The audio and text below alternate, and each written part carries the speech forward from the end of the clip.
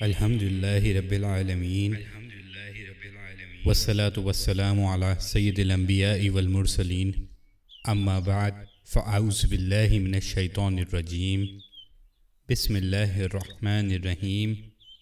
نبی کریم صلی اللہ علیہ وسلم نے اپنی حیات مبارکہ میں صرف ایک ہی حج ادا فرمایا۔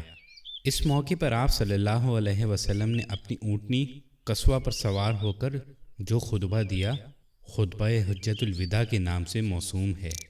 اس خطبے کی ابتدا میں اللہ کے رسول صلی اللہ علیہ وسلم نے اللہ کی حمد و ثنا کی اور پھر ارشاد فرمایا، اللہ کے سوا کوئی اور معبود نہیں، وہ یکتا ہے، کوئی اس کا شریک نہیں۔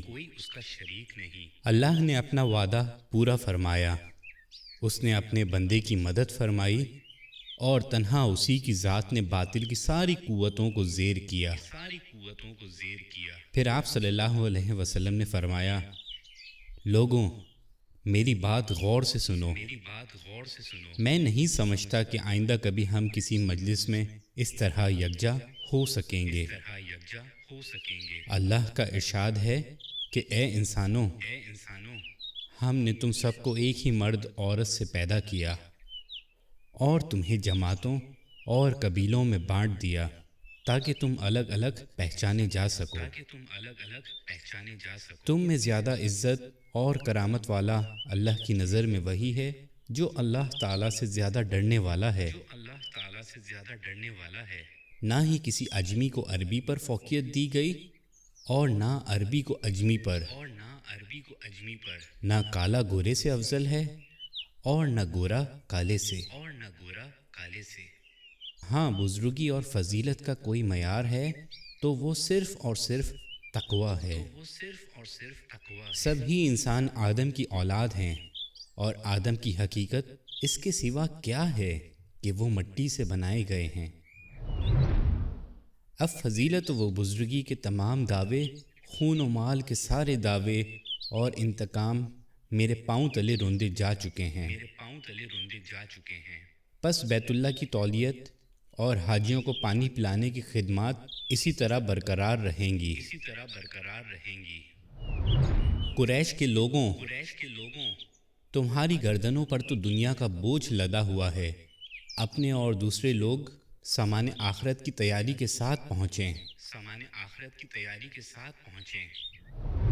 اور اگر ایسا نہ ہوا تو میں اللہ کے سامنے تمہارے کچھ کام نہ آ سکوں گا۔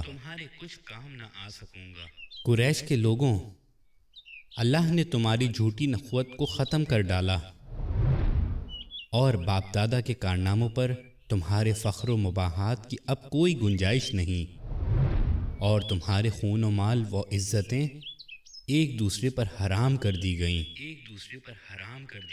ان چیزوں کی اہمیت ایسی ہی ہے جیسے تمہارے اسی دن کی اور اس ماہ مبارک کی جو خاص کر اس شہر میں ہے۔ تم سب اللہ کے آگے جھک جاؤ اور وہ تمہارے اعمال کی باز پرس کرے گا۔ دیکھو کہیں میرے بعد گمراہ نہ ہو جانا کہ آپس ہی میں کشت و خون کرنے لگو۔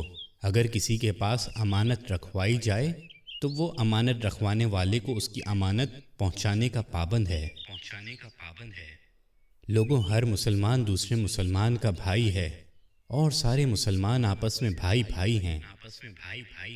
اپنے غلاموں کا خیال رکھو، ہاں غلاموں کا خیال رکھو، انہیں وہی کھلاؤ جو خود کھاتے ہو، انہیں وہی پہناؤ جیسا تم پہنتے ہو۔ دور جاہلیت کا سب کچھ میں نے اپنے پیروں سے رون ڈالا۔ زمانہ جاہلیت کے خون کے سارے انتقام اب کل عدم ہیں۔ پہلا انتقام جسے میں کل عدم قرار دیتا ہوں میرے اپنے خاندان کا ہے، ربیعہ بن حارث کے دودھ پیتے بیٹے کا خون جسے بنو حضیل نے مار ڈالا تھا، میں معاف کرتا ہوں۔ دور جاہلیت کا سود اب کوئی اہمیت نہیں رکھتا۔ پہلا سود جسے میں معاف کرتا ہوں عباس ابن عبد المطلب کا ہے، اب یہ ختم ہو گیا۔ لوگوں، اللہ نے ہر حقدار کو اس کا حق خود دے دیا ہے۔ اب کوئی کسی وارث کے لیے وصیت نہ کرے، بچہ اسی کی طرف منسوب کیا جائے گا جس کے بستر پر وہ پیدا ہوا ہے۔ جس پر حرام کاری ثابت ہو اس کی سزا رجم یعنی پتھر ہے، اور حساب و کتاب اللہ کے ہاں ہوگا۔ جو کوئی اپنا نسب بدلے گا یا کوئی غلام اپنے آقا کے مقابلے میں کسی اور کو اپنا آقا ظاہر کرے گا، اس پر اللہ کی لعنت۔ قرض قابل ادائیگی ہے، عاریتاً لی ہوئی چیز واپس کرنی چاہیے، تحفے کا بدلہ دینا چاہیے، اور جو کوئی کسی کا ضامن بنے وہ تاوان ادا کرے۔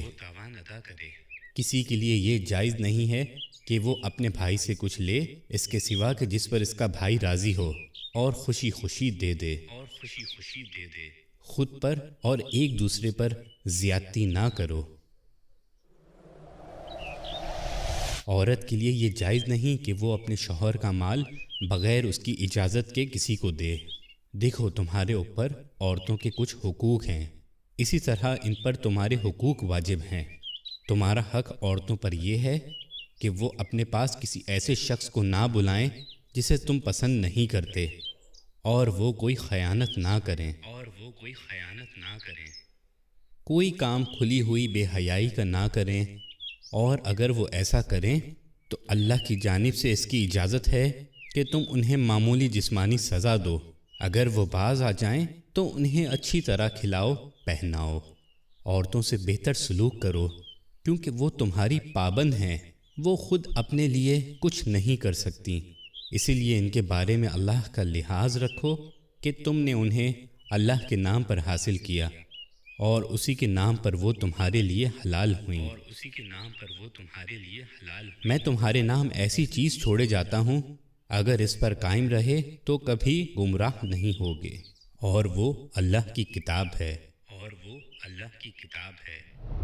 اور دیکھو دینی معاملات میں غلو سے بچنا، کہ تم سے پہلے کے لوگ انہی باتوں کے سبب ہلاک کر دیے گئے تھے۔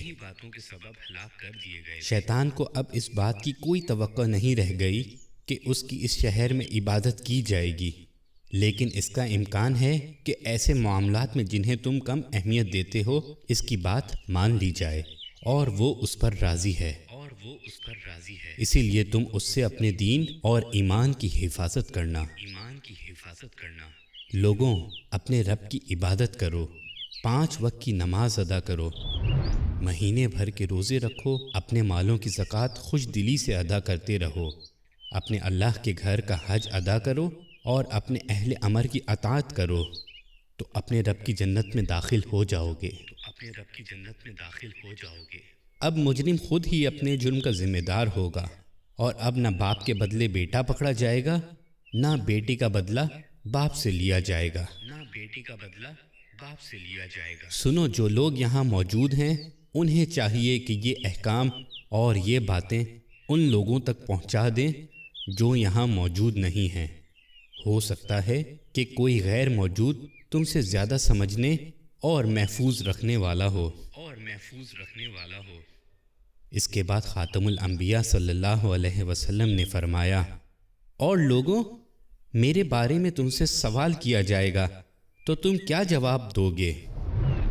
لوگوں نے جواب دیا، ہم اس بات کی شہادت دیں گے کہ آپ صلی اللہ علیہ وسلم نے امانت پہنچا دی ہے، اور آپ صلی اللہ علیہ وسلم نے حق رسالت ادا فرما دیا، اور امت کی خیر خواہی فرمائی۔ یہ سن کر حضور اکرم صلی اللہ علیہ وسلم نے اپنی شہادت کی انگلی آسمان کی طرف اٹھائی اور لوگوں کی جانب اشارہ کرتے ہوئے 3 مرتبہ ارشاد فرمایا، اے اللہ گواہ رہنا، اے اللہ گواہ رہنا، اے اللہ گواہ رہنا۔ ان الفاظ کی ادائیگی کے فوراً بعد آپ صلی اللہ علیہ وسلم پر آخری وحی نازل ہوئی، جس کے الفاظ یہ ہیں، ترجمہ: آج ہم نے تمہارے دین کو مکمل کر دیا اور اپنی نعمت تم پر تمام کر دی، اور تمہارے لیے مذہب اسلام کا انتخاب کیا۔